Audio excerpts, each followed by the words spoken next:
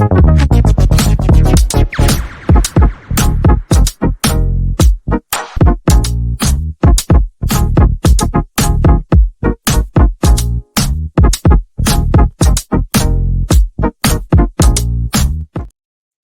everybody, and welcome back to the West Ham Network. Anton here, bringing you the 5 things we learned from the Carabao Cup, Corrupt Cup 5-1 defeat to Liverpool we witnessed last night. You know what? I'm gutted because I was 10, 15 minutes away from thinking, do you know what? We actually gave a reasonable account of ourselves, a reasonable one. You know, I'm saying that with a little bit of trepidation. I'm just saying that with a little bit of caution.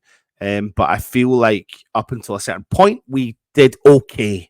We did okay, especially going in at halftime 1-0, especially going in at halftime 1-0. But to walk away with that kind of collapsed, defeatist attitude has really just put a bit of a dampener. I was already feeling damp about the day because of the Corrupt Cup, the way it's been dealt with, and I've left the day, you know, feeling and woken up this morning feeling like shit, man. We need to turn this around and make some changes. And I suppose this is the point of these videos, the 5 things we learned from the Liverpool game. So without further ado, I'll get cracking and get started on it. So the first thing I want to talk to you about today is that we saw Somerville start again for West Ham. And to be honest with you, I thought he played really well. He caused Liverpool problems when he got on the ball.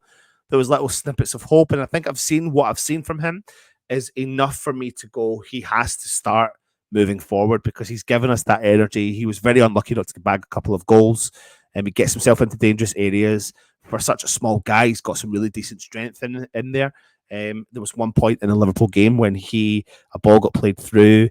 The big, strong defender got in front of Somerville, but Somerville managed to maneuver his body around the kind of frame of the Liverpool player, get in front of him, and net the ball in towards goal. So he's got something about him, a bit of va-va-voom, and I think that's really key. And by playing him there, then people may say, well, what does that do for West Ham? And Kudus currently, who's not been involved in the game, well, what that does is it means Kudus has to come through the middle. It simply means he has to come through the middle. We have to force that change because that change is absolutely needed.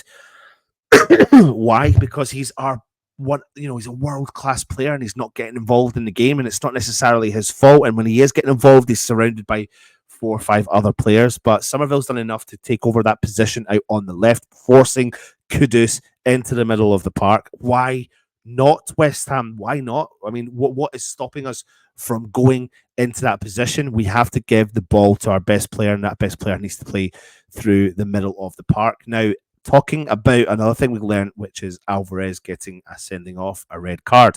Now, I wrote here, is Alvarez sending off a blessing? Listen, I rate Alvarez so much, but it looks like Lopetegui's hand's going to have to be forced into not having to play so many central defensive midfielders. And when you've got the forwards we need to utilise them. You've got Bowen, you've got Kudus, and you've got Somerville, who you need to force into that team, and Paquetá, who you need to force into that team. And also, in my opinion, you have to force Carlos Soler into that team as much as you possibly can. That's the key part there for me. So you've got to, I think eventually Alvarez comes in and is the defensive midfielder who sits and does what his job is to do. He's the one. But his decision to get sent off, which will now carry forward into the Premier League, means that our hands are tied and we're forced to make the changes. So it'll be interesting to see what we do moving forward.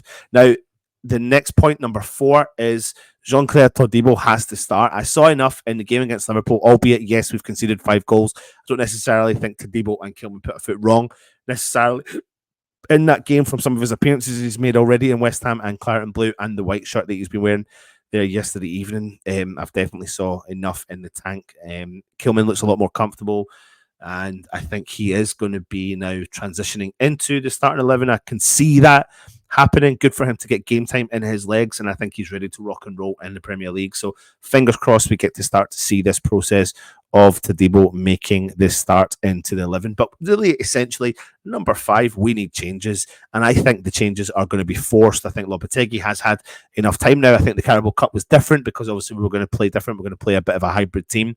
Now, we've tried and tested enough things to do. Brentford and Ipswich become the vital games for us moving forward. So changes have to be made. Changes will be made. I believe they will be made.